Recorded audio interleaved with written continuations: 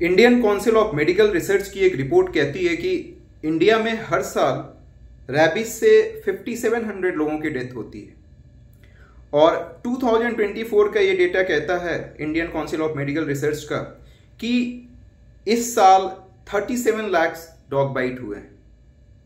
दोस्तों, एक घटना है, एक 6 साल की लड़की पे कुछ स्ट्रे डॉग्स ने अटैक किया, लड़की हॉस्पिटलाइज हुई और एट लास्ट उसकी डेथ हो गई। इसी क्रम को संज्ञान में लेते हुए सुप्रीम कोर्ट ने एक आदेश दिया है, लेकिन उस आदेश से पहले जो ओल्ड रूल था वो मैं आपको बताना चाहता हूं, जिसे एबीसी रूल 2023 के नाम से जानते हैं, animal birth control rules 2023। Stray dogs को कंट्रोल करने के लिए, डॉग बाइट को कंट्रोल करने के लिए रूल बनाया गया और ये CNVR मॉडल पे चलता है। C for catch, N for neuter, V for vaccinate and R for release. मतलब कि आप जहां से स्ट्रे डॉग को उठाते हैं, कैच करते हैं, उसको कैच कीजिए, उसके बाद उसको न्यूटर करिए, मतलब स्टेरिलाइज करिए, फिर उसको वैक्सीनेट करिए और फिर उसी जगह पे उसको वापस छोड़ना होता है। जितने डॉग लवर्स हैं इस एक्ट का सम्मान किया, लेकिन कुछ ऐसे पेरेंट्स और रेसिडेंट वेलफेयर सोसाइटी के लोगों ने कंप्लेन किया कि ये प्रोसेस बहुत स्लो है और कोई मतलब नहीं होता है कि उसी आवारा कुत्ते को आप जहां से उठाते हैं फिर वहीं पे लाके छोड़ देते हैं, मतलब रिस्क उतना ही बना रहेगा। इसके साथ साथ उन्होंने यह भी कहा कि म्युनिसिपैलिटी के पास इतने रिसोर्सेस नहीं हैं कि इतने मैसिव लेवल पे स्ट्रे डॉग का स्टेरिलाइजेशन कर सके।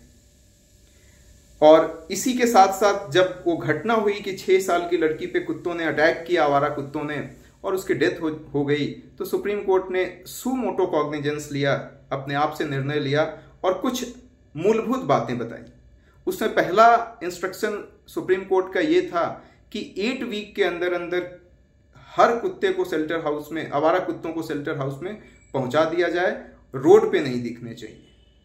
उस शेल्टर हाउस में प्रॉपर फूड की फैसिलिटी रहेगी, वाटर स्पेसियस होगा, वाटर रहेगा।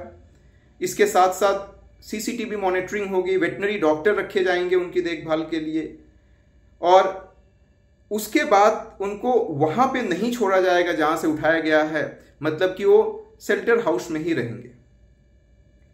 इसके साथ साथ सुप्रीम कोर्ट ने यह भी आदेश दिया कि यदि किसी को डॉग बाइट हुआ है तो एक मेडिकल रिस्पांस टीम बनेगी और 4 घंटे के अंदर अंदर वो टीम पहुंच जाएगी विक्टिम के पास जिसे कुत्ते ने काटा है। और लास्ट में सुप्रीम कोर्ट ने यह भी कह दिया कि इन सारे मसलों में यदि कोई डॉग लवर या NGO किसी तरीके से इंटरफेयर करता है तो उसके लिए प्यूनिटिव एक्शन का अलग से प्रावधान होगा। और यहीं पे हमारी सोसाइटी नॉर्थ पोल और साउथ पोल में डिवाइड हो गई, एक टग ऑफ वार होने लगा। कुछ लोग ये कह रहे हैं जो डॉग लवर हैं कि डोंट टच आवर बेबीज, वहीं पे कुछ पेरेंट्स का ये कहना है कि पहले हमारे बेबी को तो बचा लो। हालांकि उनका ये भी तर्क है कि ये अनसाइंटिफिक है, क्योंकि शेल्टर हाउस में रखने में बहुत पैसा आएगा। कहा जाता है कि एक स्ट्रे डॉग को खिलाने के लिए 40 रुपए का कॉस्ट आता है एक दिन का, और कुल मिला के दिल्ली NCR में 10 लाख के आसपास स्ट्रे डॉग्स हैं, तो 4 करोड़ का खर्च तो एक दिन का उनका सिर्फ खाने पे जाएगा। तो सुप्रीम कोर्ट ने फिर से एक नया डिसीजन दिया है कि आप जहां से स्ट्रे डॉग को उठा रहे हैं उसको वैक्सीनेट करके और फिर वहीं पे आप वापिस छोड़ सकते हैं, लेकिन उनके लिए फीडिंग सेंटर अलग से बनाया जाए, उसकी टाइमिंग फिक्स करी जाए ताकि किसी को भी नुकसान नहीं हो। Thank you so much.